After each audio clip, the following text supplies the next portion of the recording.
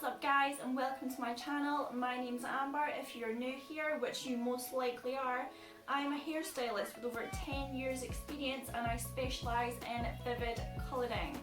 I'll enter some pictures here, just so you don't think I'm lying to you. And today I'm going to be stripping the colour out of my hair. So if you watched my very first video, roughly about 4 weeks ago, you will know that I coloured my hair burnt orange and mustard. So that was exactly 4 weeks ago today, which is crazy. You can see that it's faded quite a lot, but obviously I still have quite a lot of colour underneath. That's pretty normal for fashion colour. It usually sticks underneath just because obviously you're not getting as much of a beating from general life. So if that happens to you, don't worry about it. But the reason I got the idea for this video is I seen a girl doing a kind of no bleach, zero damage colour removal. She had pink in her hair, and by the time she finished her video, her hair was like white or something. So obviously she was blonde underneath. Now, the ingredients that she used in her formula were Dawn dish soap, baking soda and 20 volume peroxide. Now, if you think that you are going to have zero damage just because it doesn't have bleach in the formula from using dish soap, baking soda and peroxide in your formula, you are insane. That's definitely going to damage your hair. Just because it says no bleach doesn't mean that it's not going to damage your hair. It definitely still will. Now, that being said, you are probably thinking to yourself, well, if you know it's going to damage your hair, why are you doing it? And I don't really have a good answer for that. I've been stuck inside for about 10 weeks now. I'm bored, and I guess it's a bit of content really, isn't it? And plus then maybe my next video can be something along the lines of my boyfriend cuts my hair into a bob because my hair's ruined. So yeah, let's get started. So I have mixed this up in a tub that used to house special fried rice, and in the video she mixed up her dish soap, her baking powder and her peroxide equal parts in a tub, and then she just spread on her dry hair, so I guess I'm just gonna do that too. Now, she did actually use purple shampoo in her formula as well, but I don't own purple shampoo because obviously I usually have yellow hair, so I don't really need it, and I didn't really see any point in buying it because I would never use it again, so I just thought it would be a bit wasteful. So I'm not using that, but honestly I imagine the purpose of that being in there is to try and kind of tone the warm tones out of her hair and counteract everything that it brings out. So I'm just going to leave that part out, and I guess this will give you a good idea of what happens when you put dish soap, baking powder and peroxide on your head.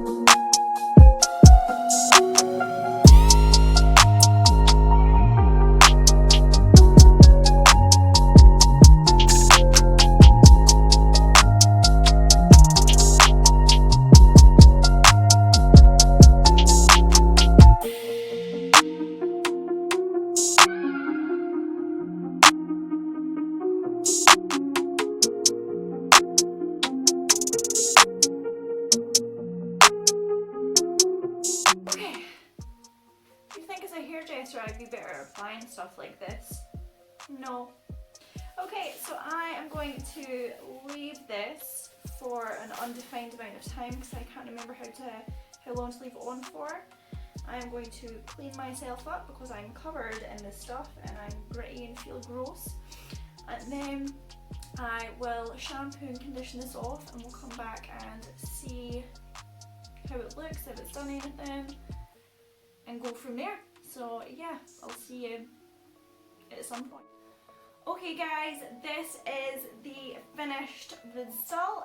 Now before I get started with what I thought about the process and the result that I got, please take a second to subscribe, like, comment, share, click that little notification bell, message me on Instagram, write a personal letter to my house and tell me that you really enjoyed this video or that you hated this video. Either or, but do all that stuff because it's greatly appreciated. Thank you. Now on to the pros and cons. I'm going to start off positive just because I feel like that's a nice thing to do. What I did like about it is I feel like for such a short amount of time that it was on my head, I feel like it did remove a lot of colour. I've done quite a few vitamin C treatments in the past trying to remove colour, and I usually leave those on for like 2+ hours for almost the same result. So that was pretty good. So obviously it was fast, like it removed a lot of colour. I mean, it sprayed quite well, so it was easy enough to put on. That's kind of all that I can think of for the pros. Now on to the cons. It was very, very messy. I was drying my hair and I was trying to work out what my hair smelled like, and the only way that I could possibly describe the scent of my hair is it smells like an old person's home. Like, it smells like an old person's home. That's the only thing that I can think of. I shampooed my hair like 3 times in the shower as well to give it like a really good chance. And it just smells so friggin' bad. Like, it does not smell nice.